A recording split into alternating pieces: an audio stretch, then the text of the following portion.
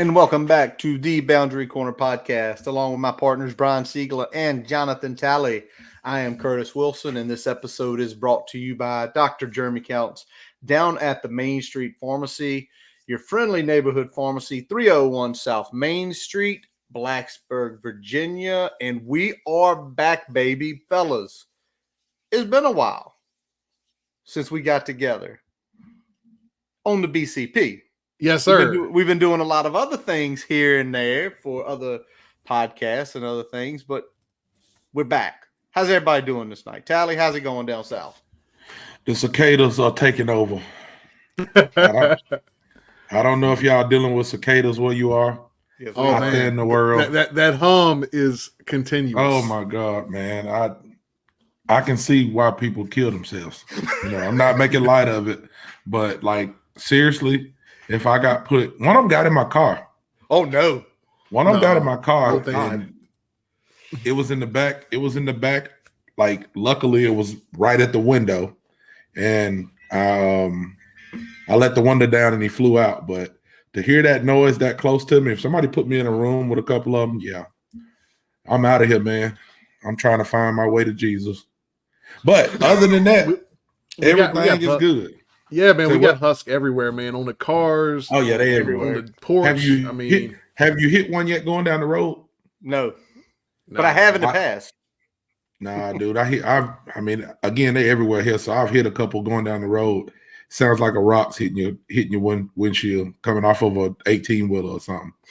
So it's nasty, man. But other than that, everything is good. Cicadas suck. My son is back playing sports. We running all over the place. We were in Lake Point, Georgia, 2 weekends ago. They had a local tournament this weekend at a cool high school field here. But that Lake Point, Georgia facility, man, if anybody has any kids that play baseball, like that is the mecca that you want to take them to. A PBR tournament at Lake Point, Georgia. It's the nicest facility that I've been to. But anyway, Brian, how you feeling? How you been, man? Hold on. There's one thing we got to put up before Brian talks. Robbie okay. said just move to the mountains. You ain't got to worry about them. We'll have to worry about internet though if we move to the mountains. Yeah, man. Yeah, man. I don't know. Robbie's internet was pretty good the last show he was on, man. He's moved. You did say he was. A couple times he was at the school, wasn't he? Yes. He was recording. He would go to the field house and post up at the field house, so he made sure he had internet there. Yeah. Man, that's dedication, man. Shout out to Robbie Compton, man. Going to the field house on his off time to record for us. Yeah, man. Right. My brother, man. Brother from another mother. There we go. Absolutely. Man, it's been kind of wild over here. I have not had my truck for over a month. It's been in the shop. You didn't get it back? Cool. No, I haven't got it back yet. Not cool. What's wrong? You drove the Camaro over to the house last Thursday or 2 Thursdays ago. I just thought easier to drive that than the truck. Nah, I still haven't got it back yet, man. You got a Camaro? Yeah. Dang, boy, I knew y'all was getting that money up there with you. That's my wife's car. She likes the Camaro. Oh, okay, yeah, okay. Yeah. Gotcha. Miss Siegler. Balls. Oh yeah. Miss Boundary Corner. There we go. Yeah, that's her. Will. Curtis, what you been up to? Baseball, brother. I knew you was gonna say that. 2 kids in Little League. I've been at that field 4 or 5 days a week, pretty much like that since April. Like those episodes y'all saw me in on a Tuesday night. I'm literally getting kids to bed and sliding in here, running baseball. Kids, school's about to end up this way. Me and Brian's son getting out of elementary school. They will be middle schoolers next year. Which Brian, that don't seem right, dude. No, man. It's not checking on this end. We got promotion coming up in a couple weeks, and yeah, it's not it's not looking good over here. And then is it you or Mama? I'm okay. She's struggling a little bit. The worst part's going to be when he turns 11. That's also the first day of 6th grade too. Oh, okay. So yeah, that's gonna be a double whammy right there. Well, I'm telling you, you got a son about to turn 11. Your son about to turn 11, Brian. Yeah, he turns 11 in August. Well, enjoy your kids. People out there, Curtis, I know you got younger kids. Brian, you about to start feeling it. Enjoy your kids while they are young. My son came to me the other day. I was sitting watching TV, had a few moments where I didn't have to do nothing, just kind of sprawled out on the couch, not doing nothing, playing on my phone. And he says, Dad, I think I'm about to start shaving. And I was like, you ain't got no hair to shave. He said, I'm talking about my balls. I was like, all right, man, that's enough. That's enough TV. The things to look forward to, Curtis. That's enough TV for the day. To look forward to. Let me go to bed. We both got 11-year-olds going to middle school next year. Hey, Manscaped, if y'all out there listening, you know, we got a sponsorship opportunity here. And I got Manscaped already. I'm just wondering what he needs to do, what he needed for. I don't want to ask. So I'm just saying, people with the young kids, enjoy them. We got a great show tonight, Curtis. What we doing tonight, man? What we got? We got a lot of stuff we're unloading tonight. Back half of the episode, we're going to be looking at some retrospective, some clips that we have taken roughly over the past year. A lot of good takes, a lot of good conversation about that. We're going to be talking about, obviously, the portal additions. But before we get kicked off with me and Brian's experience down at Hardywood and the Tailgate Tour, just a shout out. We got our boy up in Andretti up in Philly. Andretti, I want you on that game. Mr. Drones, Mr. Drones. Mr. Drones in the building. Hey, less than 2 months. Hey, there you go. Andretti putting it out there. He wants not only us, but if you're a PCP fan, maybe Brian, you're the technical guy. Oh, I got it. PCP room. Yeah, maybe we're gonna get it going. Maybe we'll get a little. Maybe we'll get a little promotional tournament going. Hey, Oh, go ahead, Brian. I'll say get a promotional tournament going. The winner of that tournament might get a little swag, maybe a little something fun. There you go. I got you right here. Yeah, I was gonna say my boy William up there. Yep, Tally. Yeah, put my boy William up there, man. William keeps me sane. He hits me about once a week and reminds me that I ain't ready for Nashville. So, gotta let him know. Hey, gotta keep you humble. That man is ready. And I can't wait, man. I mean, I'm going to be wide open. He is. By the way, Thomas, enjoyed you guys both on the huddle. Good job there, fellas. But, Ryan, let's talk about the Tailgate Tour out at Hardywood. We roll out there. Great time. Unfortunately, the weather put a damper on a lot of it. For those who out there, had a couple folks come up, chat with us, saw us from the podcast. But the weather put the damper on. I mean, it was storming and raining. But still, they were calling for it like literally starting just before the event. You know, you had to kind of contingency plan, figure out what you were going to do. They didn't have the stage set up outside like they've had the previous couple years. And everything was inside on the main stage that they have inside there. Still a great event, but when you take away one of the full bars, you take away a couple of the pop-up bars, you get longer lines for beer. It was a little tighter than you wanted it to be, I think, with the number of folks that turned out. But it was still a really good time, good information from Whit. Always good to see Mikey out there, emceeing the event.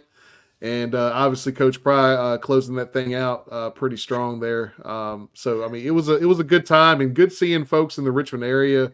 Yeah. Good talking to a few people that came up to us, recognized us from the show. So, good time all around, man. Shout out to people here. Our buddies, Phil and Mitch. Phil, longtime friend, both alumni of Tech. They both came out, hung out, drank some beers with them. I hadn't seen either of them in a while, but good seeing those fellas. But we had a couple minutes with Pride because the line, it was insane. And obviously, we've interviewed him before, working on trying to get him on again. We actually spent close to 15 minutes, y'all, talking with Coach Cheetah and Gunnar Brewer. And immediately, like, you just feel the energy coming off them is positive. You understand why those guys can recruit. You understand why they're such good coaches. Because just chit-chatting with them, 15 minutes, it was a little bit about everything, a little bit about nothing. But, man, like, we're going to try to get at least one of them, if not both of them, on the show soon. I mean, I enjoyed the heck out of Cheetah and Gunner, man. They were just awesome guys. And talking to them, it's like, I love having these two guys on the staff. Yep. Yeah, a lot of enthusiasm from Cheetah. Obviously, I mean, you can just tell looking at him normally. Like, you can tell he's got a lot of energy. He brings the juice, and he's just like that in any other circumstance. Talking to him, and Gunner was cool because Gunner would dive into a little bit of the minutia and the X's and O's with you, even in a casual conversation. But he keeps it moving enough where you don't really get bogged down in too many details either. So he kept it enough high level where you could keep with him, and but he talked about some of the ins and outs of recruiting, some of the things that they got coming down the pike in terms of rules that might allow him to get more of the on-field type role. Despite not having a traditional coaching position on the staff. So really interesting stuff, and looking forward to trying to get those guys on here and talk about it a little bit more. 100%, man. And we miss you, Tally. Like, Tally's gonna have to just drive up because they've done them on Mondays because Hardywood's closed on Mondays. They do it on Monday night, and again it makes sense because for Hardywood it's just free money because they know people are gonna buy the tickets and they're gonna come out and buy more beer and have a great time. And again, the turnout for the weather, that place was jammed. Like you could not move. So I'm gonna probably say they probably missed 500 to 1,000 people extra coming out. But again, great showing. Again, love it. Love to see the vibes out there. And you can just, again, there's a buzz. It's not what it was. I went 2 years ago, and it was kind of like, okay, Brian went last year. And Brian, you mentioned everybody's okay, but nobody was panicking, but I think everybody was still a little hesitant after 3 months, right? But I know at that point we had some good recruiting momentum. Yep. The portal was looking good, so nobody was really panicking. It was just like, all right, we got to do better than 3 wins, though, right? So everybody was enthusiastic about this one. Everybody is ready to go. Everybody's jacked up. I mean, we see it all the time. We see it on Twitter. I mean, there is a buzz behind this program that we haven't seen in a long time. And some of it's been earned. I think some of it is, I think people trying to get ahead of the potential. Right? They're trying to be the guy, the smartest guy in the room because they're a little bit ahead of the potential. Yeah. But I think the ceiling is where those people are talking about. We just got to get there, right? 100%. Yeah, I'm enjoying the silence. You know what I'm saying? It's like they're doing a great job on social media and stuff like that, but I'm enjoying just not being worried. Like for a while we had this person's coming out with a hit piece. This person is leaving the team, and then there's bad press because of that. Then we have legal things that's going on. Like, I'm just enjoying the silence, man. You know what I'm saying? Like, I'm just enjoying getting ready for the season. The kids seem like they are locked in. They're working, and I'm happy. I don't need to be entertained right now. You know what I'm saying? Like, I'm good to not be entertained. Just y'all stay healthy and y'all enjoy being college kids right now. That's what I need. Y'all keep working. The season will be here before we know it. 100%. And let's talk about some of the additions that's happened since the last time we talked, because there were some portal opportunities out there and we took advantage of it, right? What's wrong? You see your boy here. What am I New seeing? King. Your boy New King. What up, Siegel? I'm over here looking at Hey, I got it coming. Okay. Oh, this is you and him, man. This is you and his beef. New King, get you a PS5 and we'll settle this before September 27th. We got college football. We got college football coming out in a month. We'll play a lot of games before that game played. We'll go ahead and settle this. All right. Well, let's talk about those portal additions, because I think the 3 that we have added thus far, really good and, to me, needed portal additions. I'll start the first one way back at the end of April. Colin Shealy transferred from UCLA to Virginia Tech.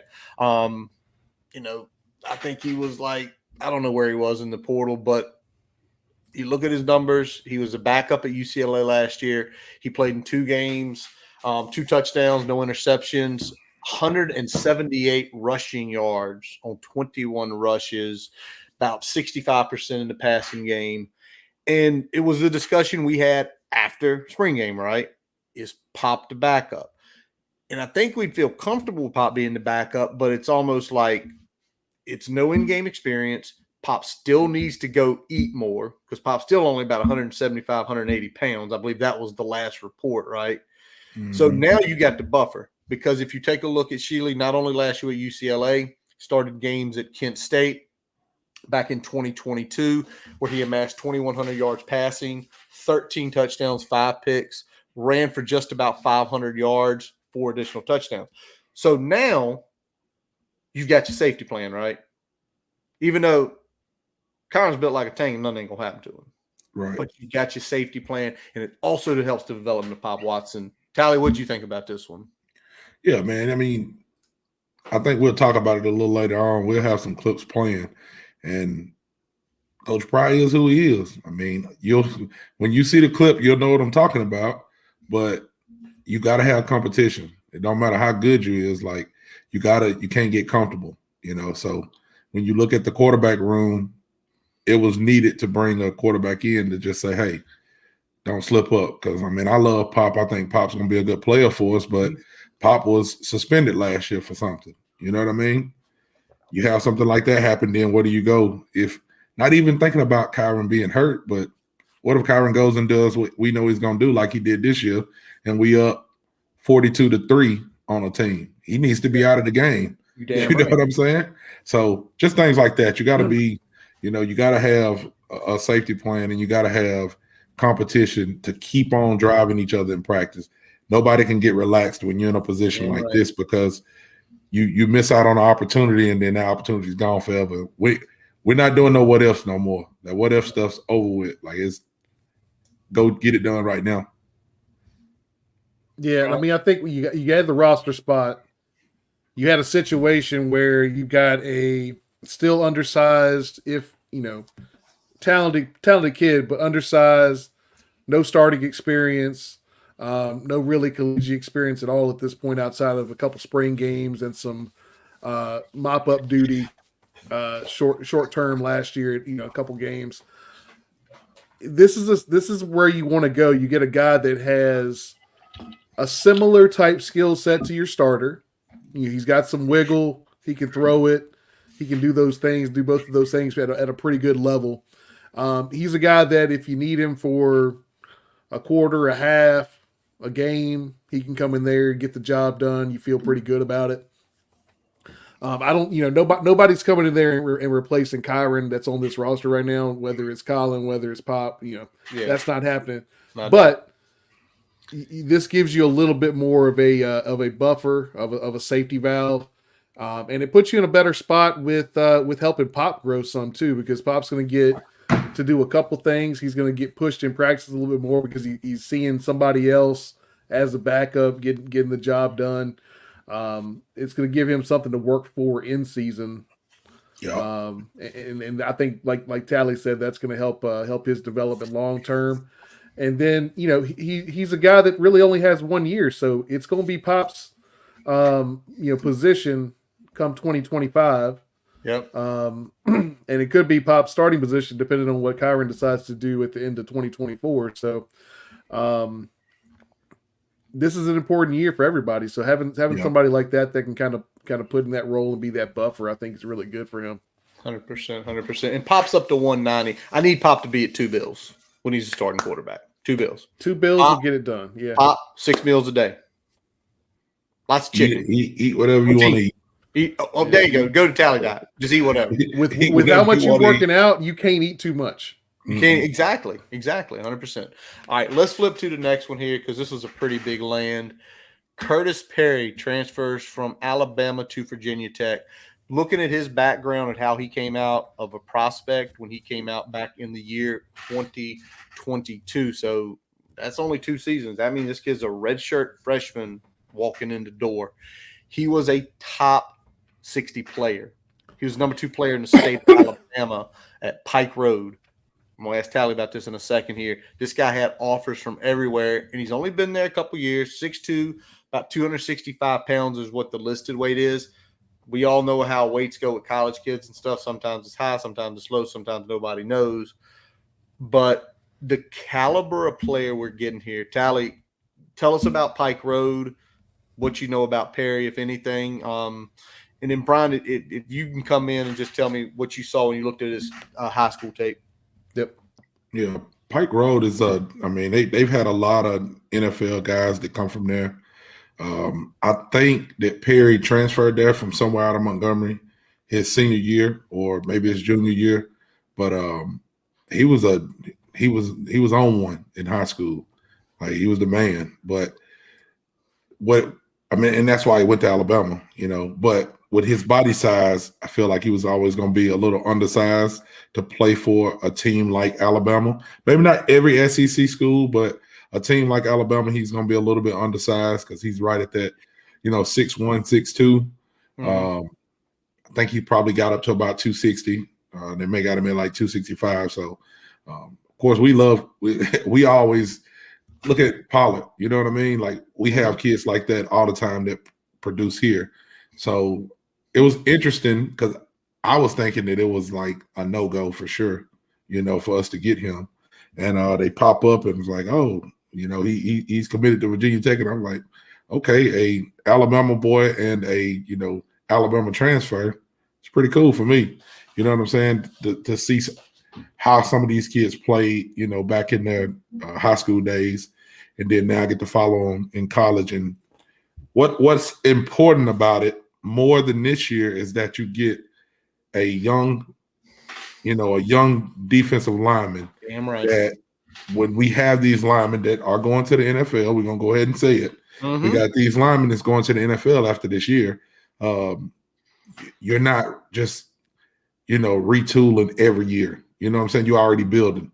You've already got them there. You already got them bought into the program and knowing what they're doing for the next year. So big get for that situation, definitely. And I think people are going to enjoy watching them play because, like I said, again, now I know high school to college is much different, and I have not watched him play a down of college. But if he can get to anything like he was in high school, it won't be nothing that we've seen. I'll tell you that. Like, he's tough.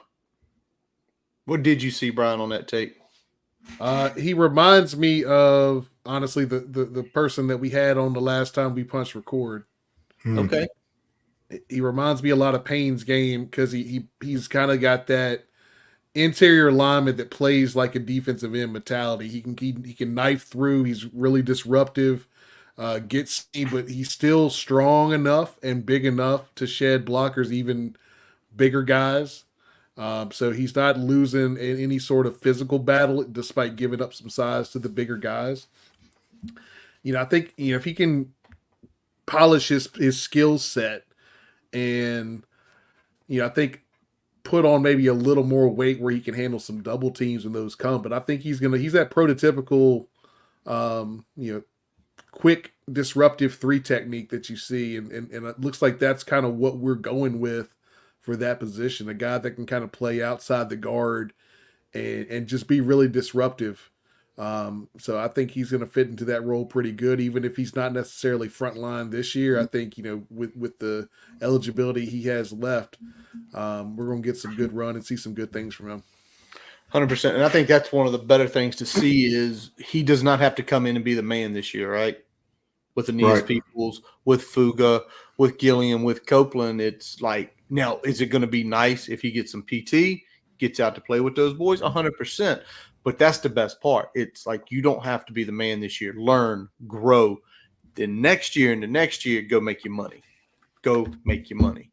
All right, one last individual we got. And, Brian, I'm going to let you lead with this one, and then Tally come on in here. Caleb Spencer transfers from the University of Miami back home to Virginia. 6'2.5", 210 when he came out. He was a top 15 Virginia prospect when he came out as well back in 2023. So a relatively young guy, did play a lot on Miami special teams this year. He is a safety. Played down at Life Christian Academy down in Colonial Heights, just down the road here from me and Brian. Originally from Gloucester, Virginia, out on the Eastern Shore. Brian, tape-wise, what does it say? In another homecoming, right? Another homecoming. You love to see it, man. And I like the we'll say this. Pride talks about it. We've talked about it. This is a positionally flexible player. He's got safety next to his name, but I think the big thing is that he's a guy that can slide out, play some nickel. He can be a kind of a big safety in the box. He can kind of be a will or a star linebacker, so you can kind of move him in a bunch of different plays and play around with your alignments, play around with where you're deploying guys. So he gives you that type of flexibility. And he's a hitter, man. I think that's the big thing is he's a hitter. He comes in fast. He plays fast. He plays loose. And he likes to knock the shit out of people. All right, Tally. What you got on him? Mainly, Brian kind of hit the nail on the head. I mean, anytime you can go and get a little bit of college experience and things like that and be able to come back, like I'm all for that. You know what I'm saying? Because I like what Pride's building and how he's building it, because when it's somebody out there, you automatically think we got a chance at them if they're from here. Because, you look at APR and him coming back and the things he was able to do, like that's the poster child. You know what I mean? Yep. But the only thing that I'm a little bit kind of leery of is the school that he came from in high school. You know, like okay. that LCA school, whatever it's called, Life Christian Academy, like I'm not from there. I just got to go by what I hear, and I don't hear good things about the competition that they play, even how the school is set up and things like that. So I'm not sold on that, but I'm interested to see what the kid can do.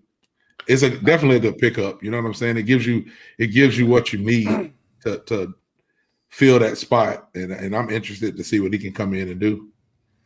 I'll tell you this though, Tally. Coming from Gloucester and going to LCA, he probably took a step up in competition. Yeah. Okay. Because Gloucester's out there, Northern Neck.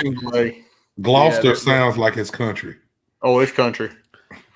It's right on the water. It's small though. It's just a river. It's just a river town with a high school. Yeah, it's true. Now, one of the bigger things that they do play every year is they do play teams like DeMatha, and they got smoked by DeMatha. But then they're also playing teams where it's just like, God, they're not playing like your Benedictines. You always have some good players come out. They're not playing like the teams from Lynchburg. I don't know. You look at their schedule, Brian. It's just, I don't know. It's all over the place. It is. It's so weird. It's weird. Play DeMatha every year, you get some stuff. So, absolutely. Boys, this isn't on the rundown, but it just got reported, I think at the end of yesterday. Lamar Law no longer on the VT roster. I have not personally read anything that why he's left. We know he tried to flip to offensive line. I'm hoping nothing but the best for him, regardless of the situation. But no longer on the roster. So if you did not see that was yesterday. Did y'all either see anything on it? I mean, I know he's been fighting some injuries, so I mean, I don't know if it's related to those aspects or what, but he's been fighting some injuries the last couple off seasons. So right. Yeah, like Brian said, I mean, I'm all for kids, when you go to college, it's a different animal. You know what I'm saying? Whether you're trying to catch up to the speed or you're trying to catch up to the size, and sometimes you just can't get on the field at certain schools. If I'm somewhere and I can't get on the field or I can't find my position, sometimes you got to take a step and do something different. I'm not saying that's 100% what happened. I just hope that, like you said, hoping the best for any kid that is going and making a transition. So. Yep. Whatever he's doing, whether if he is transferring schools to play football elsewhere, best of luck to him. If he's staying at Tech, best of luck to him getting his degree, finding those opportunities in the world to make the best for himself. All righty. I know this is big for y'all, big for me, even though I hadn't played one of the newer. I think the last time I played a newer game, Brian, was when you had 14, when our boys were about 3 years old. And I came up to your house a couple Saturdays and we hung out and played 14. But if you didn't see, College Football 25 is set to be released in just a couple months here. They had the trailers of a bunch of intros. But somehow those stupid idiots at EA Sports left off the most iconic intro in the game today. So y'all's takes, because I don't have a PS5. So I will be going to Brian's house at some point in July. I just may bring Jack over. We might say have a sleepover or something. We'll have a nice long Saturday, and then the kids can sleep over. There you go. So, yeah, man. I was a little disappointed we didn't see any Hokies in there. Yeah. And more so because we saw Boston College and Duke and yeah. Because I seen a couple of people say, well, that's what happens when you suck for this long. And I'm like, some other people in there that suck too. So that wasn't it. I don't think sucking has anything to do with it. No, that had nothing to do with it. That's what she said. Yeah. Right. So I was a little, I didn't dig too deep into it because I know that's just the initial trailer and they're going to have plenty more come out. I just need to see us on something. I need to see us on one of them. You know what I'm saying? So we'll see. Curtis? I just want to play it. That's it. I don't have a PS5 or the Xbox, whatever's coming out on. Hey, you know what? Look what Robbie's trying to do here. Brian, I'm paying a lot of money to take my boys to the Bahamas next year. Okay. Dang. I mean, I am too. No, you ain't, because you're only paying for one. I'm paying for 3. That's fair. Dang. You're paying more for sure. But I'm paying a lot more. Let's not even get into that semantics. And also, we just bought him a game system 2 years ago with the Switch. So we'll see. It'll just be hanging out. It just gives more reason to come over to your house on the weekends. It's true, man. I've seen some theories floated out there as to why we're not in there, though. I don't know if y'all saw those. I saw some. Yeah, of course. We got it's the uniform theory is what we're throwing it out there. They probably got the new uniforms, so they're not going to put that out there because we haven't announced it yet. Right. Well, why don't they just announce it then, and then they can put the trailer, then just do the full intro of the trailer, right? Of just Sandman in there. Or Sandman. I mean, that'd be sick. That would be sick, but at the same time, I don't know. I guess that theory checks it. It makes as much sense as we're not on there because we Dookie.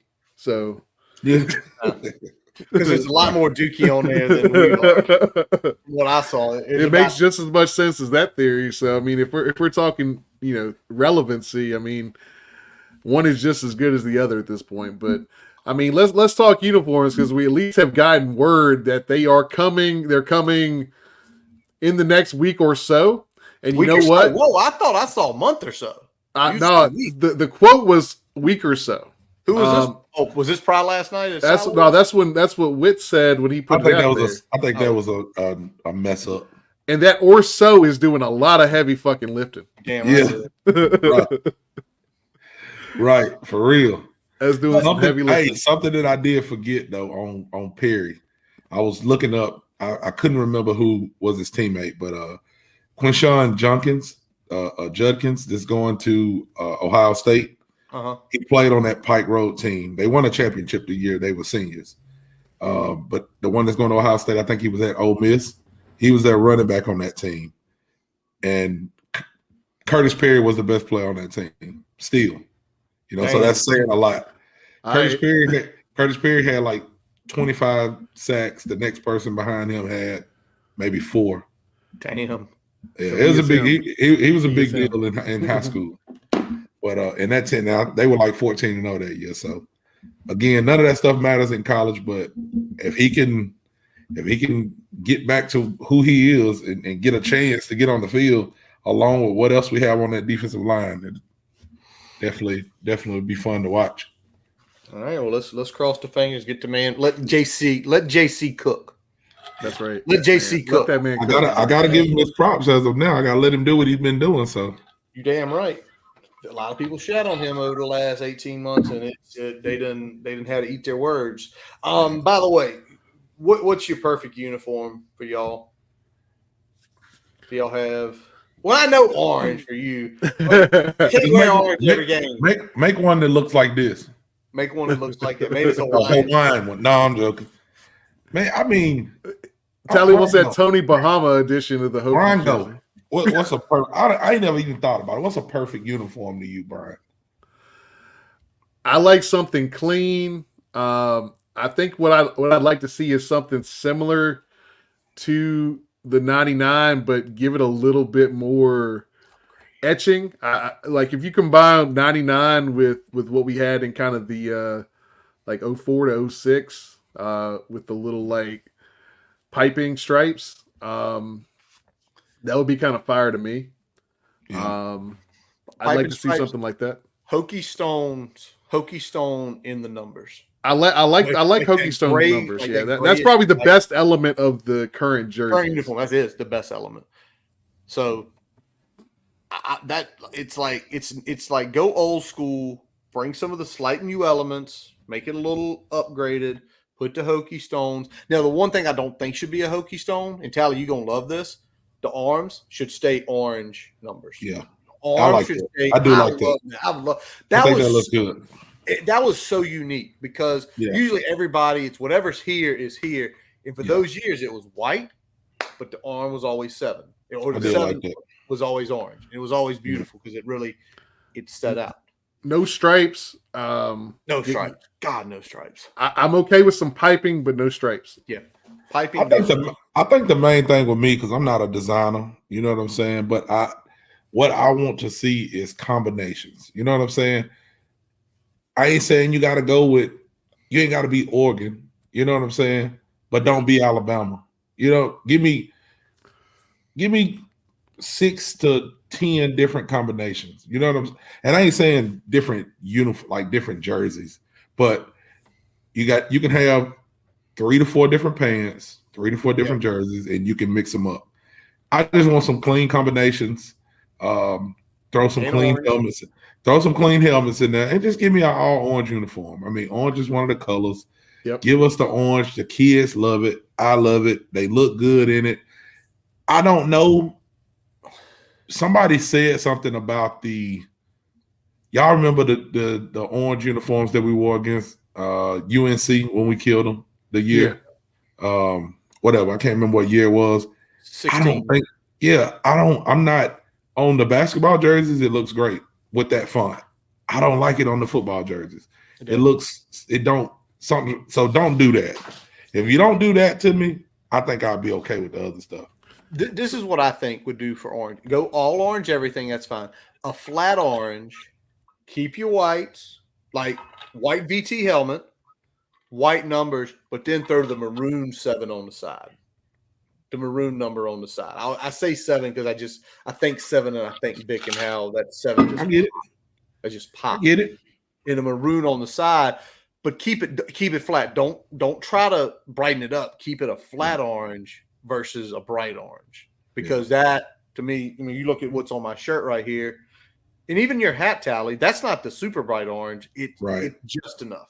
Jesus, but the orange that you have, like the orange that's in the logo, and the orange that you have is more the traditional orange that we're used to. More of a, you don't want to say burnt orange because you think about Texas, but it is that more darker, flat orange. It ain't like we started getting into some pastel oranges or something. Yeah. Like I like orange, but I don't go crazy on it like that. You know what I'm saying? Yeah, Nike fucked up the palettes. So they was doing some crazy shit for a little while. All right, there we go. We just spent 8 minutes talking about uniforms. So let's move on. And Brian, you threw on here, is the ACC officially on life support? If y'all haven't had a chance, go read Ross Dellinger over at Yahoo Sports. I'm gonna make a little best paragraph from this article he wrote about the ACC meetings last week. 2 of its most unruly children, Florida State and Clemson, are causing disruptions as they work to leave the family behind. Half dozen, and y'all know that's including us, of their siblings wish they had the resources and the wherewithal to join them. Another group, clinging to their morals and missions, are content nestled quietly in their beds, avoiding trouble at all costs, angry fists raised towards the misbehaving brethren.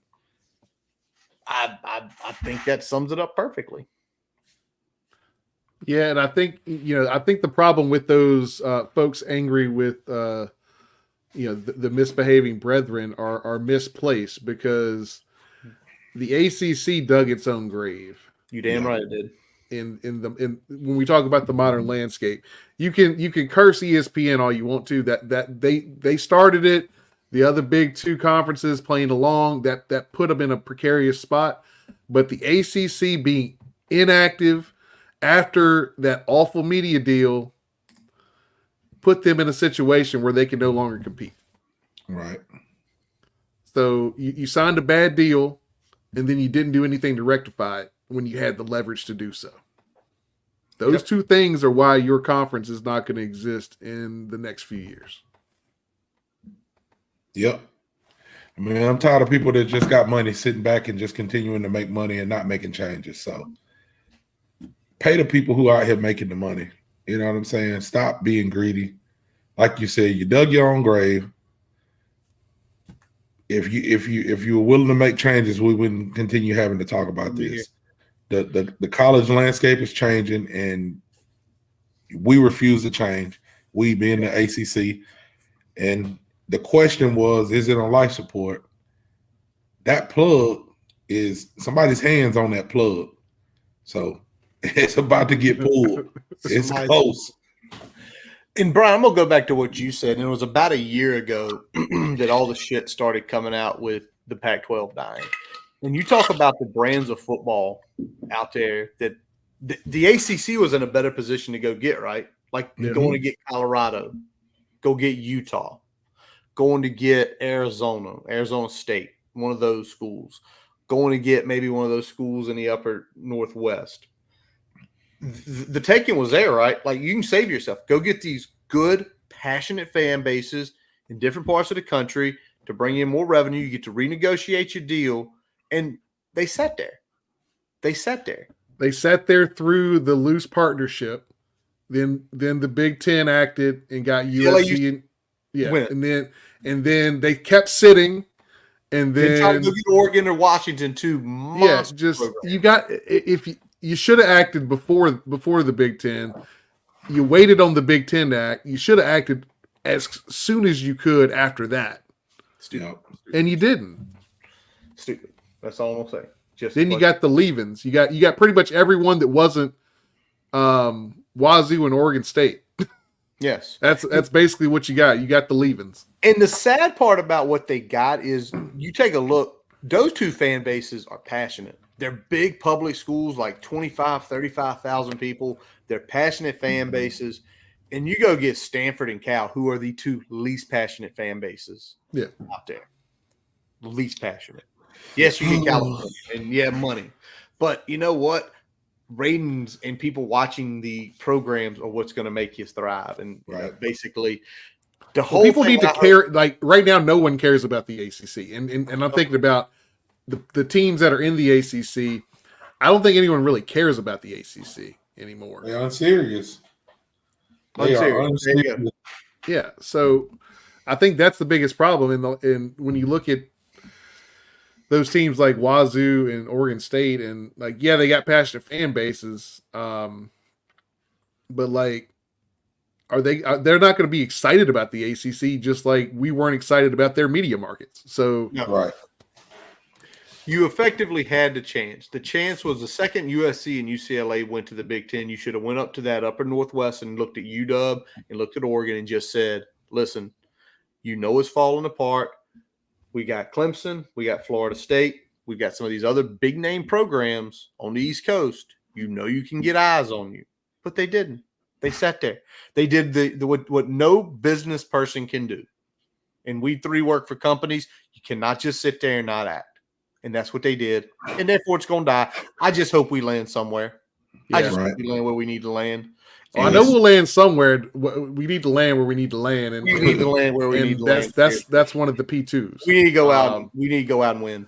We need to go out and win. So and put it to rest. Speaking about sitting around and doing nothing, Dabo. Oh God, do you have the quote? Please tell me you have the quote. I gotta find the quote, man. I can paraphrase it. Which one do you want me to paraphrase? Because there was two out there that struck a chord, I think. The one that I want is the portal quote, because the portal quote is the best one, because go look at some of the people that are getting scholarships on that roster. Hey Curtis, can I tell you, did you know this? That 0 players that were in the transfer portal in the last 3 or 4 cycles are Clemson worthy.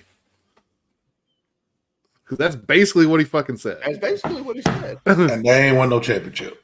They've actually gotten worse. Dabo is being retarded. No, excuse me. Might not need to say that. Dabo is being dumb. There you go. Dabo used to have a roster full of Artavius and Deshaun's. Now you want Wheels and Johns. You better go back and get some Deshaun's, boy. Because it's getting a little different looking over there. I knew they was when they got a white running back, I knew it was over. It was over. They were cooked. I said it's done over there. Hold on. Shipley was sick. Shipley was good. I gotta give him. Shipley was sick. He might have been mixed a little bit or something. and I can't take nothing away from Christian McCaffrey. He needs to run the ancestry. Christian McCaffrey. He's got a drop, right? That one different right there. But no, Dabo would be on some Dabo shit, man. That's why we cannot lose when they come to the house this year.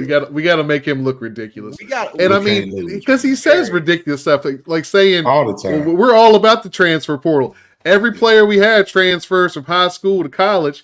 Motherfucker, you can't be that all shucks, man. What the hell? All righty, it's hey, listen, better for us because it's better for us. I mean, if we turn a giant just into a big guy, like that's something. It's true. Yeah. All righty. So before we get to the back half tonight of this episode, we are going to take a break from our digital partners and Main Street Pharmacy. I can probably save you a lot of money, and I can take a lot better care of you. That's pretty much it. My name is Jeremy Counts, and I'm a pharmacist. I own and operate Main Street Pharmacy here in downtown Blacksburg. My brother's a pharmacist, I'm a pharmacist, my uncle's a pharmacist, my dad's a pharmacist. I remember he would give me M&Ms to count in little pill counters. This is just something I've always done, and I'm just lucky that what I know so well is something that I can do and feel good about it and give back to people. Pharmacies are your frontline defense. Pharmacy's job is to make sure you're getting optimal care for the lowest price possible. Also, we take the pressure off of emergency rooms. I'll tell people immediately when they need to go to the doctor, or I'll tell them if they just need a cream over the counter. If there's something that isn't commercially available, if it's something that's not available in a certain strength or a certain form or anything like that, we'll make it. Tailor-made medications. Some of those options save people a lot of money. What motivates me? I get to take care of people and live in Blacksburg. That's all I need. As we take a quick break, we'd like to tell you about getting your free website report from our digital partner, Grassroots Digital Marketing Studio. They'll tell you how your website ranks on Google, on-site SEO, and social media. No commitment to buy anything. You can get your free report by visiting grassrootsdigitalstudio.com/free-website-report. Now back to the episode. Up, man. Last week we made an announcement that the Boundary Corner family was growing. One of our members had been on with us a couple weeks prior, Shelton Moss, our new sports analytics guy. Love Sheldon. He's going to be joining us in just a couple weeks and a lot throughout the year. But buddy, we're going to go from a 2-man band to a 3-man band tonight. And without further ado, we welcome our new co-host, Jonathan Talley. Talley, how are you tonight, sir? What's going on, guys? What is going on? Doing wonderful tonight, man. That's the last time we're going to have to bring you on midstream, man. From here on out, we're going to roll it from the gate. Curtis and Brian had a baby, and that baby looks like me. This is what you got. This is what we got. The combination. Listen. The combination, baby. The combination of Brian Curtis's Tally. Listen, man, it is so awesome to have you now as part of this. Buddy, we got a full house tonight. How you feeling? Man, just take a good look at the screen right now, because so few is going to wreak so much havoc on Hokie Nation going forward. Callie, our full-time third co-host. Shelton, our full-time data analytics, sports analytics expert, part-time co-host. The four of us now right here at the Boundary Corner podcast. Four horsemen. There we go. Woo! That's what we are, baby. All right. That was just a little over a year ago where we expanded from 2 to 3 and then to 4. And in the last year, it has been a ride, man. I tell you what, Tally, still so happy that you were part of this, gotten to know you even better, got to meet you. We text all the time. We talk all the time. We're on a call today just chatting about what we're going to do tonight. And it's awesome, man. And Sheldon's out there. Sheldon's working, by the way. He will be back with us at some point over the next few weeks. The hardest working man in BCP. Sheldon Moss. Yes, he is. But, man, it's been so awesome this last year plus and having all y'all. And I'm so glad both of y'all chose to come and be part of this stuff, man. Yeah, man, it's been a great ride, man. It's only getting better. You know, we just get on here and have fun. We just get on here and do what we've been doing for years. We just share it with the world. You know, we just find new family members every week. You know what I'm saying? We're so thankful for everybody who tunes in. You guys spend time with us. I mean, I get so many calls and texts and, you know, messages and things like that of people who's at the job, you know, listening to the podcast. And of course we love when you guys get on live and we're able to have some interaction with you. Even if you are a Miami fan, we still love you. We ain't gonna hold it against you. But, you know, honestly, man, it's been a wonderful ride. To think, like, for me being nervous and scared to step out to do something new, for these guys pushing me to say, you know, hey, come join us and we'll make it work. And it's been nothing but love since I've been here, man. I'm just, you know, full of joy and excited for what we've accomplished in the past year, the growth that we've seen. And I mean, that's just getting started. Like we got a long way to go. We got a lot of stuff that's still out there for BCP. Oh yeah. Yeah, we're gonna keep doing our thing. We're gonna keep growing, and it's gonna be a lovely thing to watch. And it's been an awesome year plus having you and Shelton on board, man. It's been amazing watching how that was the catalyst for a lot of the growth we've seen in the last year. Right. And just appreciative of what you bring to the table and everything that you do for the show, man. It's been a blessing. Definitely. It has. Now, what we're doing tonight in the second half here is just a little retrospective of a lot of our conversations with coaches, players, media members, friends. You know, Mike and David, Robbie, people that have been on, friends. It's always great to have. And believe it or not, it was a year ago tomorrow, I think, right, Brian? It was May 22nd. Does that sound right? That sounds right. Something I think we probably all three never thought we'd do. We sat down on a Zoom call and interviewed the head coach of Virginia Tech Hokies. Yeah. He gave us damn near an hour. Yeah. All the questions. And it's just, I know it was one of those surreal moments, right? It was just like, that's the coach. Like, that is the leader of the team we follow. He's giving us time. Yeah. Yep. Right. And, you know, also, I mean, one of the biggest things for me, man, is like just me being a fan, and I mean that's great. Don't get me wrong, Coach.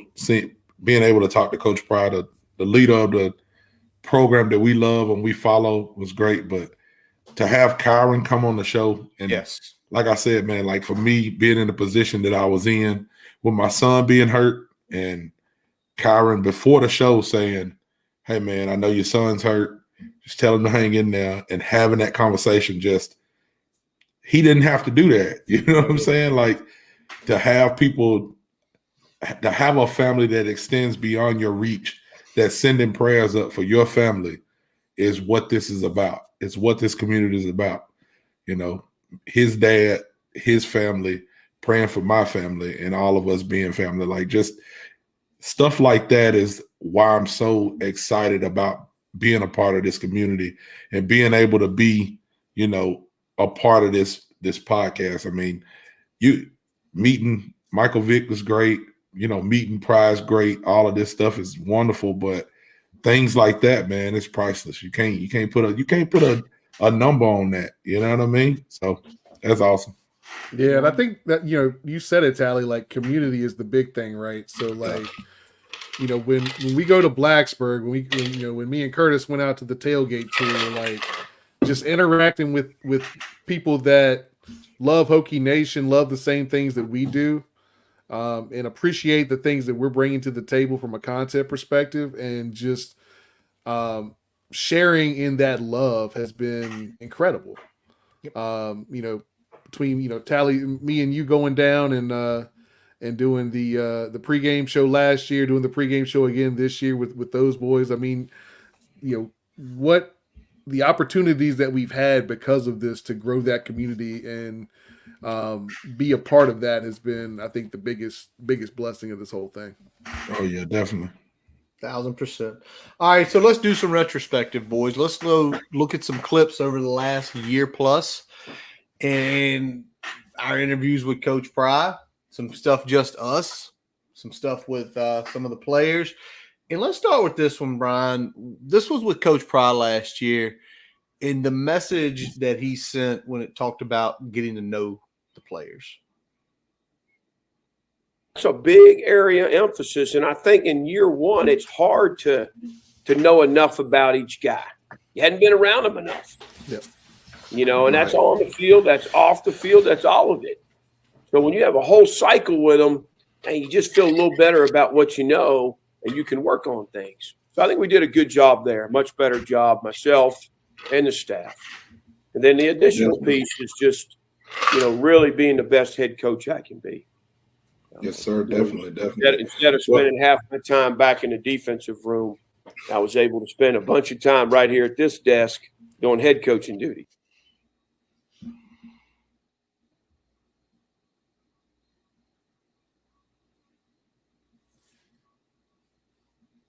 And so that was Coach Pry talking about that year one and year two transition. And both of you guys, you know, played collegiate football. And I want to get kind of your take on that, because the way he talked about it is, I came in December. I got like 5 months to know these kids. And he mentions that. What does that say to y'all, not only him as a coach, but like maybe what we saw last year? I'll let Brian start. Yeah, I mean, I think the big thing is that, you know, he is big on relationships, right? Mm-hmm. So needing to establish that relationship, I think, was big for him. And I think coming in, and I don't think Proud was ever going to be a guy that was Dion style coming in and like, I'm going to clear house, I'm going to bring in all my guys. He was going to establish relationships with who was there, get to know those guys, figure out what their strengths were, what their weaknesses were, and then make evaluations based on that, given his honest perspective and not just whatever the knee-jerk reaction was in those first few weeks together, right? So I think that's where it probably plays into the most, is that relationship building, and those relationships take time. But, you know, I think we saw going into last year and kind of after the adversity of the first month, like they started to fully buy in to that piece of it. And, you know, that's a tight-knit group now. And I think it all started back in that groundwork that was laid in year one. Yeah, definitely. Kind of the same thing I was thinking, you know, as far as, like you said, relationships. It's honestly, man, I didn't know much about Pryor when he got the job. You know, I went by Robbie talking to us, people that I trust, Robbie, Dwight Vick, you know what I'm saying, telling us what kind of person they are, how they would come in, things they would do, how they would be able to recruit. And he's been true to who he is and true to his word. It's like he's been big on the relationship aspect of it. And when he came in, like Brian said, he was real careful with the evaluations of kids and families and positions. Like you don't have that much because we've had a lot of turnover because we had to raise that floor. You know what I'm saying? We had to raise the floor and raise the ceiling. So you don't have as much turnover as we had with no bad press unless somebody's doing something right. He's the head man. You know what I'm saying? I didn't think he would come in and be a flash in the pan type person. Oh, he came in and he had this great recruiting class and then that's it. You know what I'm saying? I want to win, but I'd much rather see this constant growth that he's doing. It just seems to be building and getting better and getting better. So I've been excited, man. I keep going back to the shirt they had. That was what was the shirt? It was 3-7 and then 3-7 and then question mark. Like I want one of those shirts. I want one of them shirts. Those shirts are sick. Yeah, that just kind of defines what I think about how he's came in and what he's been able to do. So it's been a fun ride to watch. It has. I think that's mentality. And I think what he was talking about there with us is I want to get to know him. What makes you tick? What makes you work hard? What makes you be the best? What makes you learn? And Tally, you mentioned something because you don't want to flash in the pan because we, fortunately, for pretty much the first 25 years of our fandom, we didn't know what the hell a bad season was. Bad season was winning 8 or 9 games. Like it was 10, 11. We're going to go to championship games. We're going to win championships. We're going to go to big bowl games. So when you say flash in the pan, Sheldon, y'all know he's our numbers guy. He popped up something last year talking about year 2 versus year 1. And I think it resonates a little bit. You kind of correlate, probably building those relationships, and then what you see right here. What I found was that year 1 for a new head coach in Power 5, was not really predictive of how well their hire was going to turn out. But year 2 was extremely predictive. So when we talk about, new hires and rebuilding and, how well they do in year 1, year 2, you look at Mike Elko at Duke or Deion Sanders at Colorado, really it's year 2. That's kind of like the make or break. If you're not successful in year 2, it's not going to work out. If you are, you need to be at least steadily improving. And I think year 3 is where most coaches would say, that's where you kind of need to get the ball rolling. And I think Tech has a really prime opportunity to do that this next season. So I love that when he brought that up, that he brought the data up about don't look at year 1 because year 1 is so much of who the other guy had, what was there already. And so many people can take what's there. And that's the whole what is it? The whole make a meal out of chicken shit, something like that. I know I'm screwing up that phrase. There chicken you go. Salad out of chicken shit. Chicken salad out of chicken shit. A lot of people can do that. It's that constant, like you say, Tally, the growth, the building, because that's what is sustainable. That is what Mike Beamer was. Yep, I gotta give Sheldon a shout out, man. I love that kid, man. I go back sometimes and look at some of his stuff because sometimes he gets to talking and he's too smart. Like he's way smarter than I am, so I don't pay attention when he's saying it. I just know that it's probably right. You know what I mean? But I'll go back and I'll rewatch something months later, or like I did today, I'll go back and I'll look at some clips. Him and Pete, both of them too. I'll go back and watch something they said from like a year ago, and I'm like, damn, they was right. You know what I'm saying? Or they was on the right path. Like Sheldon does that a lot. So if y'all are like me and you ain't paying attention when Sheldon talks, get in the corner and go listen to some of his analytics when he's spitting them. Because the boy is on point a lot of times. 100%. And I'm going to lead into the next. This is another Shelton because we talked, and I can't remember this one was, Brian. I think this was during March. This was wrote the days down. Oh, my mistake. Yeah, this was leading up to the spring game. Leading to the spring game. So we've already kind of got everybody locked in of who's going to be here for next year.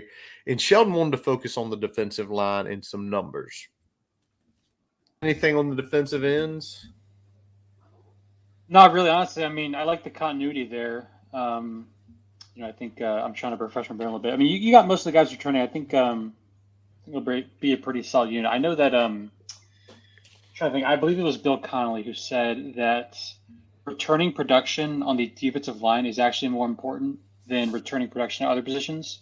So if you have continuity there, I mean, you're really set there. So I think the amount of returning production that Tech has there is going to bode pretty well. So I'm excited to see how it turns out. And I know Shelton was looking at people's information. He was looking at APR, Fuga, Cole. Knowing him, he probably somehow wrangled his way into getting Kamari Copeland's information in there. But that defensive line, it's not a rebuild. I look at that interior, y'all. That interior isn't rebuilt. That interior is it's basically, to me, it's upgraded. And I love the guys that left, like Kendricks and Pollard, but I think it's upgraded. Yeah, I mean, so I think it's two things. I think the overall level has come up just a little bit, but I think depth is the biggest thing. I mean, you're talking about potentially, Fuga being the fourth or fifth guy in this crew now, where he kind of started last season as kind of that 2 or 3, right? So things have kind of flipped a little bit, and the depth has gotten better. I think the ceiling has gotten higher, and I think those are two really important things that you want to see at a defensive line. Competition. You just keep seeing competition. You know what I'm saying? Like it's always been, one guy, or man, I don't want nobody to go down, but man, if he go down, I don't know what we're gonna do. When you got 4 and 5 guys and 2 and 3 guys that can not have much of a drop off, then you start building a roster. Damn right. You know what I'm saying? So I start seeing somebody come out with, Virginia Tech has this many blue chips and stuff. I said, I'm not even looking at it yet because I don't even want to get that excited. I can't remember who released that. But I'm saying to think about where we were in 100%. 2019, 2020. You know what I'm saying? To now, like it's amazing, man. It's amazing. It's great to watch, and I'm so excited for football season. By the way, you know who else is excited about this defensive line? J.C. Price. Yeah, he should be. He should be. JC probably drunk right now, eating some chicken wings, thinking about what's gonna happen during football season. Just watching tape and just watching tape. Like, man, I got all this to eat with this year. I got all these studs. Let's hear what JC did have to say back in the winter when we talked to him. There was definitely a need to go out and get some guys who played a lot of ball, and how blessed are we to get Aeneas Peoples, man. I mean, you talk about a guy who can go, proven player in the ACC, all conference. I mean, golly, man, I pinch myself every day. I couldn't wait to get him on campus and lock him in. I just was pinching myself every day that Chief did a great job with the prior relationship with the family, and he would help recruit him to Duke to begin with. Yep. And and there was pressure on him to return to Duke, and he stuck true to his word. And man, he's on campus right now, lighting it up. Kelvin Gillian, Highland Springs guy. I couldn't actually recruit him when he came out because I was at Marshall, so he was a little bit out of my range when I was at Marshall. But a little disappointed he didn't go to Tech to begin with, but he chose to go to Oklahoma, and I think it's going to be a really good deal for him. Man's excited. He's pumped, man. He's pumped. He's excited, and he should be. He should be excited. I mean, like he said, you listen to what he's saying. Like he was at Marshall. No disrespect to Marshall. I mean, they whipped our ass last year, but he couldn't recruit certain types of players. When he was at Marshall, and even when he got here, like he had to raise it to be able to go. Okay, now I want you. Now I want you. I can put these people together. You know what I'm saying? To go get a Curtis Perry. To go get, Aeneas Peoples, to pair them with APR, like some high level names right there. Gillian, damn right. You know what I'm saying? So now, hell, from what he's already been doing, what he's built with, some of the guys that he's worked with in the past, it's like, what is he going to do with these guys? You know what I'm saying? How pretty much you're thinking, how high in the draft can we get? That's what you want. Out of some of the names that you got on the defensive line. You know what I mean? Oh, yeah. And, all these guys, I think the common thread across of it is these guys are disruptive. They disrupt the lanes. They disrupt the rush lanes. They get after the passer. I would not want to be a quarterback in the ACC this year. Because it's going to be Hokies coming at you from every part of that defensive line. It's true. It's very true. Yep. Now, I'm going to flip it just a little different with the next little conversation here, because just about a month ago, we got to talk to Darius Payne, and he talked about his journey. Defensive lineman, and he talked about his experience at JUCO. And for y'all who didn't see it, he was a pleasure to talk with, an absolute pleasure to talk with that night. Yep. Signed with the Texans. He'll be down there working, hopefully make some happen. But just to hear his journey right here about the JUCO and what it did for him. Feel that going to a JUCO helped with your development coming out of high school? I feel like JUCO really helped me fundamental-wise. Like Coach Duda, he's a very well-known coach in the JUCO world and in the football world in general. Like if I go somewhere and I say I was at Lackawanna under Coach Duda, they say, yeah, we know who that is. And him being the D-line coach and the head coach, he started at ground one and was really building it up. And we didn't have what probably any division have. Like we I don't even think it's led, if I'm be honest, but the stuff we did was very good.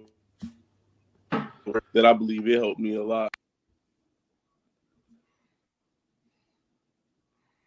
So not always do you have to be the highest product to come out. Go somewhere, develop yourself. And that's what it takes sometimes. And I think right now with what we've got going on with this staff is right now there's no stone unturned. They went to two HBCUs, found guys and brought them on. They popped. They went and found Division I guys. They popped. They went to CUSA and found it. They went to basically a guy who went through a JUCO and they found it. Yep. And I think that's the big thing. And we've always talked about the relationship piece, but that's where those things start, because the relationship with Pry and Lackawanna, right? There's a trust there. There was a relationship there. But also Pry having a relationship with Payne when he was first getting recruited before he went to Nebraska, and being able to use that relationship to create a situation that was good for Darius and good for the Hokies, right? So when Darius was talking about committing, he was like, yeah, it didn't take me a whole lot to commit. I knew what Pry was about. That relationship was already there. So when we talk about going to all these different corners and turning those stones, he's turning those stones, and he has the ability to do that because of that relationship building, whether it's with the coaching staff there, whether it's with players that he had recruited previously. Those relationships matters, and those relationships are paying off. And a school like Virginia Tech that is competitive in NIL but is never going to be the best of the best in NIL, you got to have those relationships. Damn right. Yeah, definitely. And man, it's always something about like a JUCO kid that's just a little bit different, like bite to him. Y'all remember who was it? What's his name? Deshaun Crawford? Was that his name? Yeah. Yeah, Crawford, played Mississippi. Yeah. Yeah. So even when he came to Virginia Tech, I ain't saying like his numbers was amazing or he just lit it up so much, but he just had a little bit different oomph to him. You know what I'm saying? If you'll watch some of the games that he played, like the JUCO kids, man, they just got a little bit of a chip on their shoulder a lot of times. So don't discount them. You know what I mean? Don't discount them at all. Even like Jeremy Webb, even though we didn't get to see what he had with us because he had injuries, but he got when he went to Kansas, right? Looked good. And yeah, he looked good. So hey, Gerard Evans. The GOAT. Y'all know one that's never talked about, but you always got to remember it. Corey Moore. Yep. Corey Moore's a JUCO guy. He played at one of the JUCOs in Tennessee, and sure did. I didn't even think about that. All he did 25 years ago was bring every single defensive player of the year hardware home. So it's crazy. So we talk about JUCOs and how they get there, and Tally's talking about the dogs. Don't leave it unturned. They didn't leave one unturned. Virginia Beach kid goes out to Iowa. And back in our conversation on Matesis, talking about Kamari Copeland. Question. I think a lot of people will jump and say Kamari Copeland just because, you know, he played at Iowa, Western Community College. Like you look at him, like, I don't know if you guys have seen like those videos. Oh, I have. He is unbelievable. Like he's absolutely unbelievable. He's got that mean streak in him, but he's also the kindest guy you'll ever meet. Like he loves Virginia Tech. That guy is a mauler and super strong. I think, you know, he'll fit in the 2 deep at the very least. I think he could play right away. So again, there it is. No stone left unturned. And as I kind of pivot on what we're going to show next is when this offseason came and Pollard and Kendricks and Payne were gone, we sat here, man, like, what we going to do? What we going to do in defensive tackle? I like Josh Fuga. He's a solid player. And it doesn't look like anybody's behind him ready. Right. What do we do? Yeah. Well, y'all, we talked with, again, a year ago, we talked with Coach Pry, and he addressed some weaknesses. And he addressed, what do they do? What does he talk about when he's talking about that?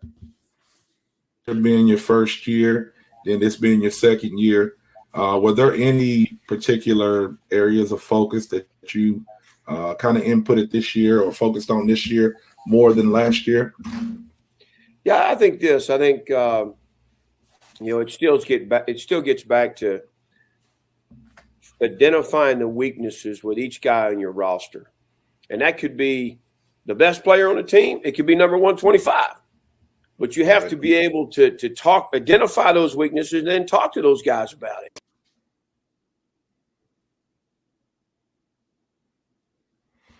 And I'm sure in that defensive tackle room, after the season was over, some hard conversations were had. Oh, yeah. Yeah, because you're thinking about looking forward to this year, and you're already working, and you're like, okay, Kyron's coming back. This guy's coming back. They've talked this guy into coming back. Okay, we've got this intact. We know where we were weak in. Again, we've identified where we're weak at. What are we going to do about it? Yep. Probably first thing he did was talk with those players. He thought, okay, I'm up next.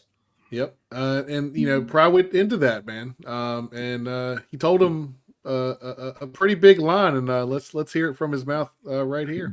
Damn right he did. It's my job as the head coach to make this the most competitive roster in the country. That's my job. If I'm not doing that, I'm failing everybody in here. We all want to win a championship. Yep. The fans, the administration, the staff, the families, the players, the lettermen. So to do that, the roster has to be as competitive as we can be. I tell them, I told them, I'm bringing somebody in to take your job. That's what I'm doing. So you better be on your toes. That's as real as it gets. So they understand things. They understand the climate of things. That still might be the best soundbite from that interview. That interview that we did that day. He was just straight up. And it's not even a joke, because you look at what we're doing, you know, not only there, all over the place. You know, we were an improving roster last year, and we said, well, there's struggles on certain parts, and next thing you know, we're going to do it. Yeah. I mean, that's exactly – he is who he is. You know, until he shows me anything different, again, I got to give Dwight his shout-out. Dwight, me and him have had many conversations off, you know, just me and him talking and things he's told me and stories he's told me, and Pry has lived up to everything he said and everything he is, as far as what kind of person he is, what kind of man he is. And then, like you said, I mean, that's reflecting on this past year, looking at the things we've done here at BCP and the people that we've had here. Of course, Coach Pry was here. You know, to hear that sound bite, that's powerful, man. Like, he told us that. He told that to Hokie Nation. He told that to everybody. You know, some coaches would just say, "Well, I don't want to say that to everybody. You know, I just want to have that behind closed doors or something." He said, "Hey, I'm telling everybody.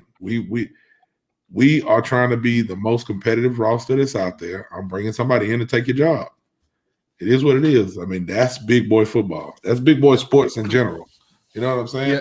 At some point, you got to understand if you want to get to where you got to go, you got to get better. So either you got to get better, or I got to bring in somebody else that's going to get us better. Or they might make you better. Exactly. One of the two. You know, thinking about it's just crazy to me to think like where we come from, and no disrespect to anybody who's underrated or unranked.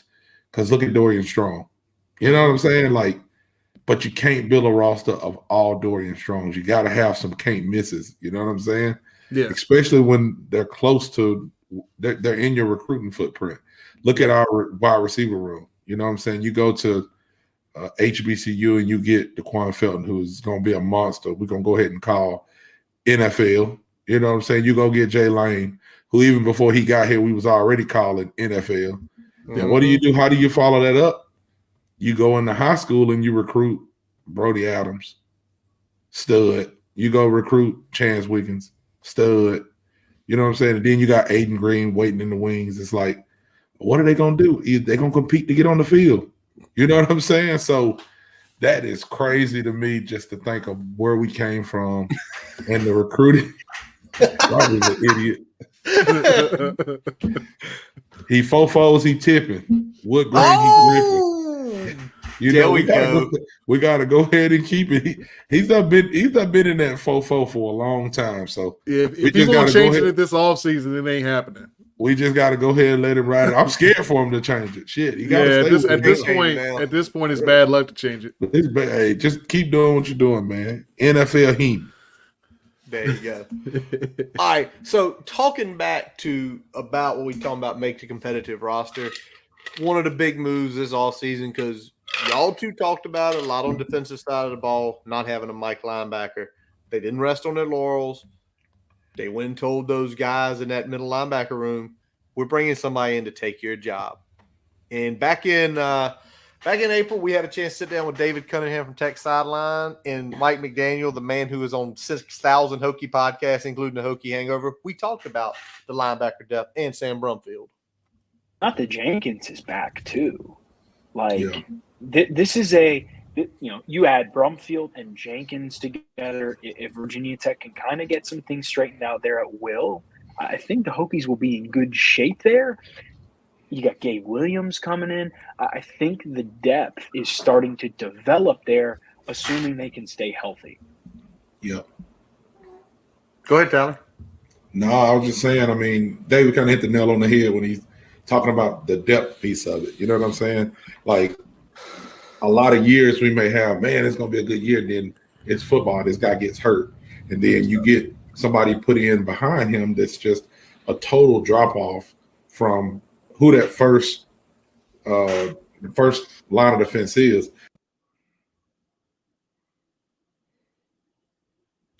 And the honest truth is, we talk about depth, and Tally even mentioned it tonight. It's the depth. We're getting that depth where you're not worried anymore.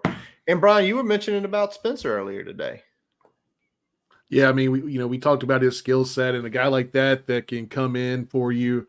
We had a big question mark. Who's going to be your nickel back? Who's going to be kind of that third or fourth safety in the rotation? That kind of answers some of your questions there, and that's another guy that can also slide in, play some star, potentially play some will. He's got that type of build. He's got that type of skill set. So having that position flexibility, helping in those depth areas, that's going to pay big dividends because, especially a safety position where, you're one hit that's 2 inches higher than you planned it to be from being out for the rest of the game. So this isn't even just a injury issue, right? It's this is a targeting situation too. I mean, we got burned a couple times last year, and that was a position of concern last year. I feel pretty good about it this year in terms of some of the young guys stepping up and some of the more veteran guys, but getting another extra piece that's had some collegiate experience, that has been on the field for a Power 5 team. That's gonna help us build that depth and continue to put offenses behind the 8 ball more consistently. Agreed. We're going from transfers from Alabama and Miami.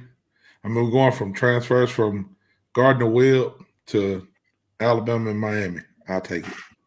Yeah. Big steps up. Well, we've been talking a lot of defense, the first parts here, but we got to sit down about 30 minutes and talk with Tyler Bowen. And first of all, that guy's smart when it comes to the offense. You can tell just by his conversation with us if you haven't seen him talk elsewhere.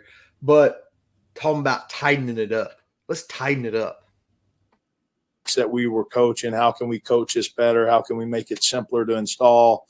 So we're looking at all that. And what I see, there's just so many areas that we just need to tighten up, right? We're obviously going to evolve from a scheme standpoint. There were some good plays as the season unfolded, but if we can just tighten everything up, if we can understand a little bit more of the why behind what we're doing, if we can get our hat 6 inches over on an outside run, if we can hit those landmarks, there's a lot more yards and a lot more points to go on the field. And again, I'll tie that right back into the thing we started with. That's the beauty of phase one, right? It's about those things. It's about the first step. It's about not false stepping. It's about the drive off the ball, the release against outside leverage press, right? Release against outside leverage press. God, Jesus, what a football saying right there, boys. Man, you can listen to him talk for a while. Like I need to get a chalk talk with just Coach Tebow, a grease board. Let's draw some things up. Let's talk about it. Let's talk about the why. Let's talk about the technique we need to deploy to get that job done. Let's do that for a couple hours. That sounds like a good time to me, man. But no, what he's also talking about, he's talking about shoring up those fundamentals, making sure that you're not forgetting about the fundamentals as you continue to build upon the offensive philosophies that he's installing.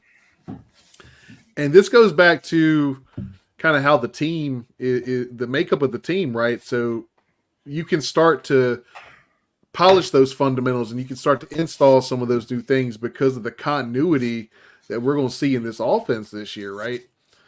Because we got a whole lot of guys coming back on the offensive side of the ball. Mm-hmm. By my count, everybody but our second tight end. Yeah. That's it. I'm excited. Robbie said he coaching wide receivers. I don't know how that's going to go.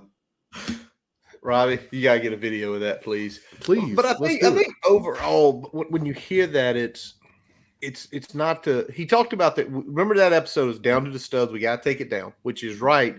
But then he got to that point is like tightening it up because what he's telling you there, because to Brian's point, a lot of guys are returning.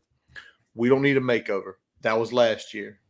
We just got to tighten up those little things and do just the little things, be better just a little bit more. Because if we better just a little bit more, it goes a lot longer. And to that point, when we spoke with Kyron Drones back in the winter, talks about those guys coming back, talks about what a situation we have on our hands this year.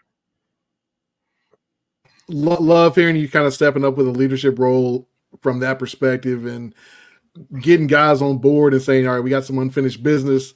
And the better we come back and do it next year, the more that kind of raises everybody's ship for the future, right? Yeah, it's basically a win-win situation for everybody. Virginia Tech win games, you get seen, you get to the goal you want to be in the league, and that's where everybody want to go in college football. So it's a win-win situation.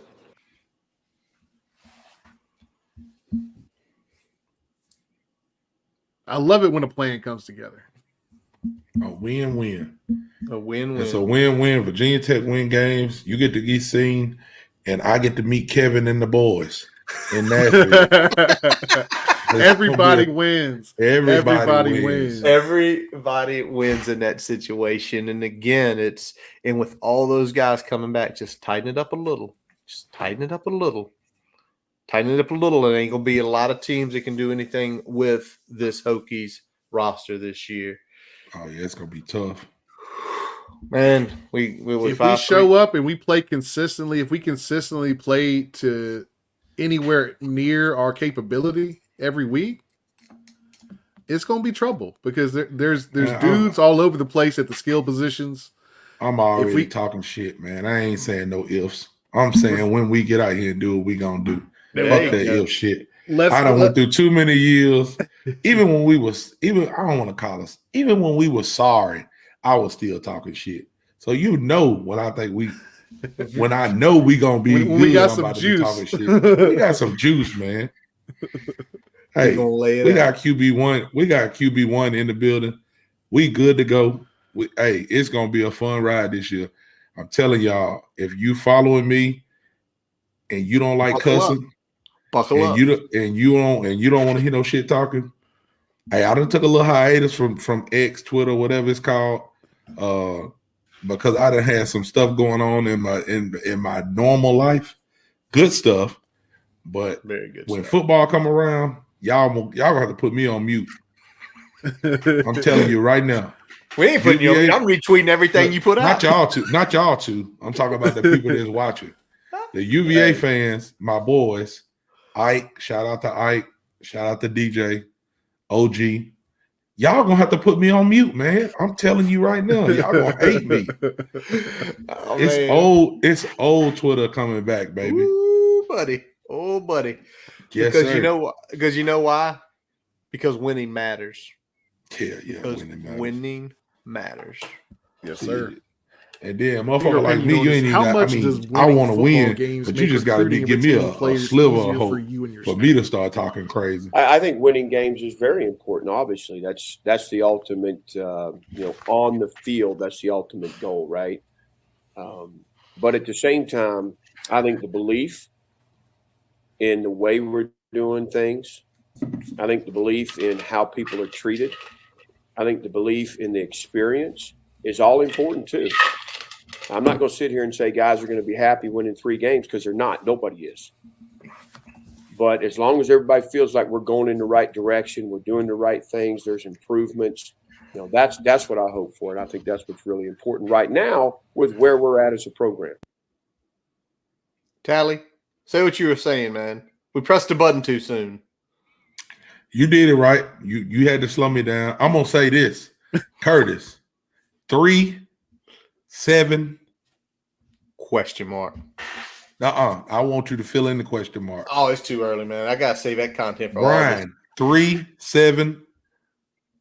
August. Billy Bob said it the best. 10, a fucking 10. You're going 10. I was going to say 10 too. Hold on. See, I'm holding it because I was bullish at 8 last year. I was the only one that put that number out there. Yeah, you was. I was the only one. Yeah. And I still attest if Kyron Drone starts game 1, we hit 8, if not 9 wins. Yeah, you was. You said it. I said 8. Yep. And people thought I was nuts. I was on 6. You said it. 8. And I still feel confident.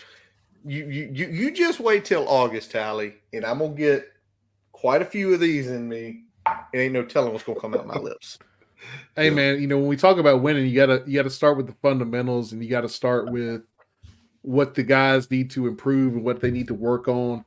And the big thing that we're always preaching is competition, right? Coach Price preaching it, and we had Coach Tyler Bowen on. We already talked to him a little bit about the X's and O's, but here he's talking a little bit about kind of how that competition plays into what they do from an evaluation standpoint.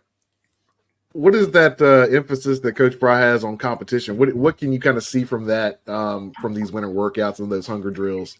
Yeah, it's awesome, right? That's a fundamental for our program. It's pretty neat, right? Every drill is competitive. So when we're running that agility circuit or whatever we're doing, there's a matchup, right? So they all have an individual matchup, and then there's individual group and team competitions at the end. So, putting them in a mindset to compete, that's a big piece of it. It's not just when you hit the grass, you got to have a mindset to win at all times. And I think we're able to build that in our hunger drills in phase 1. It's the mindset, right? We've been talking about it all night. It's the mindset of competing, and it's that whole thing. I feel like, I don't think he said it to us, but Price said it before. You do not want the taste of loss. whether it be a tire pulling drill, a foot race, the spring game, playing cards together, playing a board game, or getting on the field. Yep. And to me, it clicked. I think that, Tally, you mentioned the Marshall game.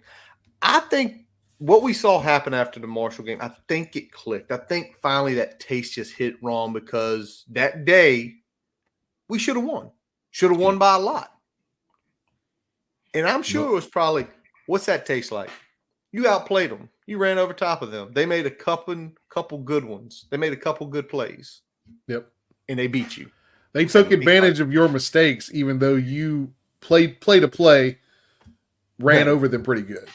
But they took advantage of the mistakes and they got in the end zone when it mattered. Yeah. You got to be competitive every rep. Every rep matters. And that's what this is talking about with the hunger drills. Every rep matters. That's what's talking about with the competition during winter workouts and at practice. Every rep matters. You got to be, if you want to win a game, there's a whole lot of plays that it takes to add up to that. You can't be taking reps off. You can't be taking plays off. Or that might be the time when the team gets that upper hand on you.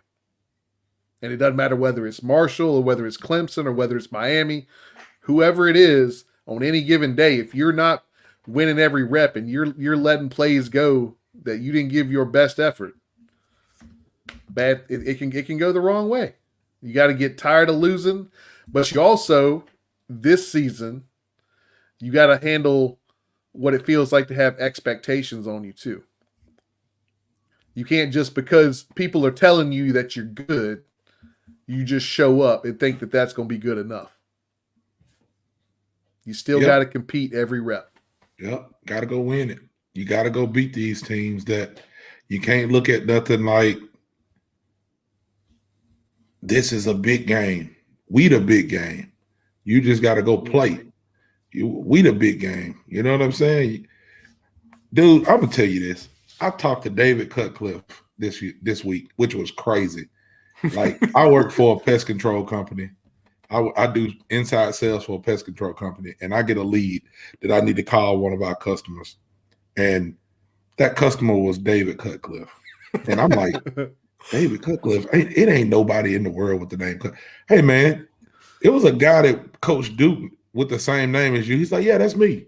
So I sit there and talked for like 30 minutes about Blacksburg and Frank Beamer, because him and Frank's really good friends, his words. And he talked about the atmosphere at Virginia Tech. He was like, I don't know how many games you get to go to. He was like, but it's nothing like going to Blacksburg. He was like, I was so amped to play Frank every time we played because I wanted to win in that atmosphere. We the big game. Like, you going to get everybody's best, so you got to go win. You can't worry about the expectations. You can't worry. Like, we got to go win. And this is a good year to put it to the test, man. I'm over the moon. I'm ready to start talking crazy. If we win, let me see. I don't even want to put a number on it yet. I'm gonna put a number. If we get in the double, I have no tattoos, no piercings. If we win double-digit games this year, I'm getting a tattoo. All right. I don't know what it's gonna be yet, but I'm gonna get a Sally, tattoo. we get matching tattoos. Oh gosh. Hey, we might let y'all pick. We might run a poll. I don't know what we're gonna do, but I'm telling you right now. Put what Thomas said, 15-0. Bring it. Hey man. If we 15-0, everybody getting tattoos. Everybody getting tattoos. I get a tattoo if we 15-0. Because I ain't got one on my body either. I got no tattoo. I'm super scared of needles. I hate needles. I got the one. I got one in the oven though. I got one coming. You got one coming. All right. Well, Tally's saying you're gonna have two coming by. Apparently, I got two coming. Let's do it. You got two coming. We get double digit. Hey, I'm going up in there. All right, boys. So the last clip we got here was with Kyron, and it was us talking a little bit. There you go. That's what y'all need to get right there. What? I missed it. What was it? Robbie trying to get us in trouble, man. Get your Hokie tracks tramp stamps on your backs. Lord have mercy. That might be a cool, not on the tramp stamp. Area,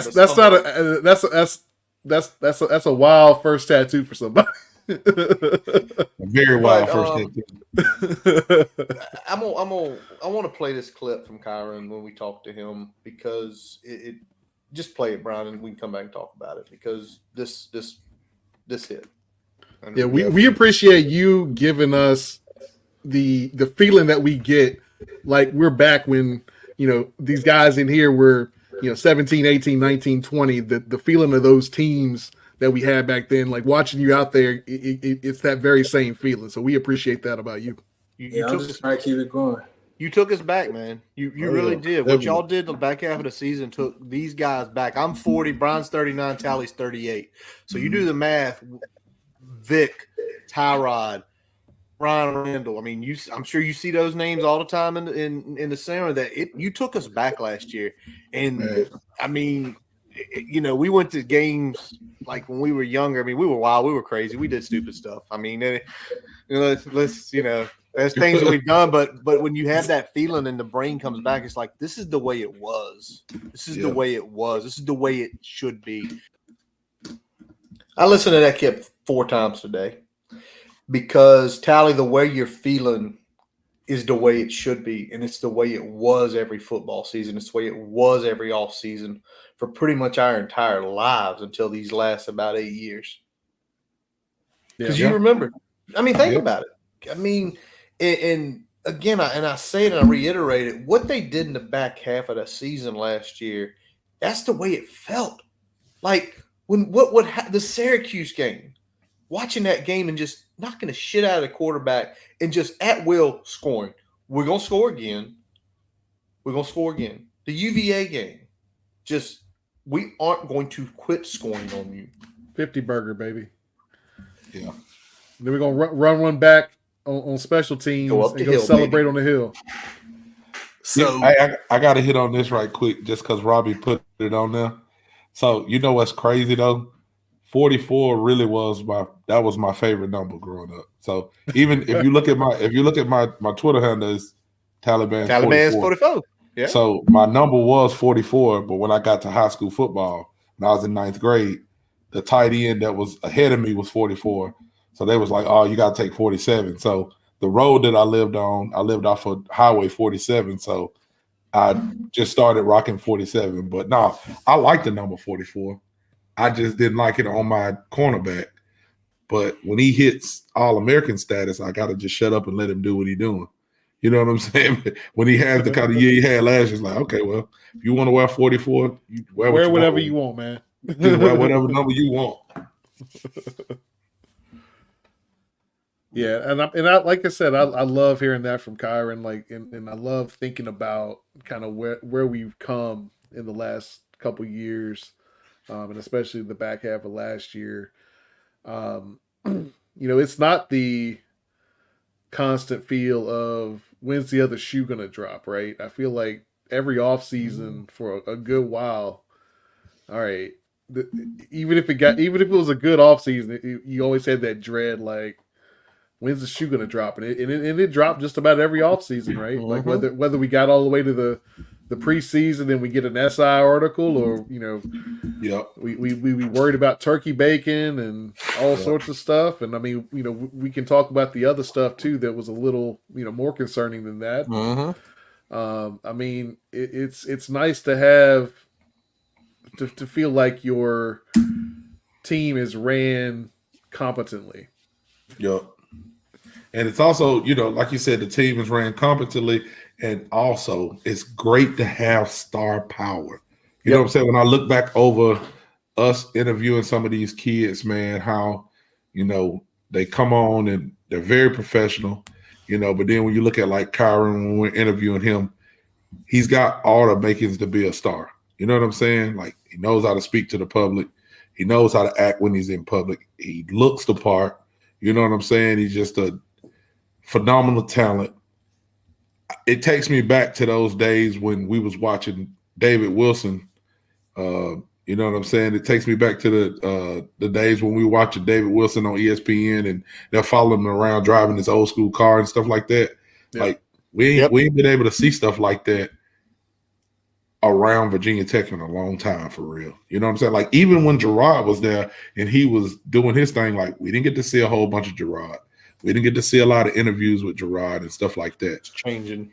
That's because the door was closed on the program. Right. So the doors closed on a program where it was some of the most loyal fans in the country. Right. And that door, December 2021, it was kicked back open.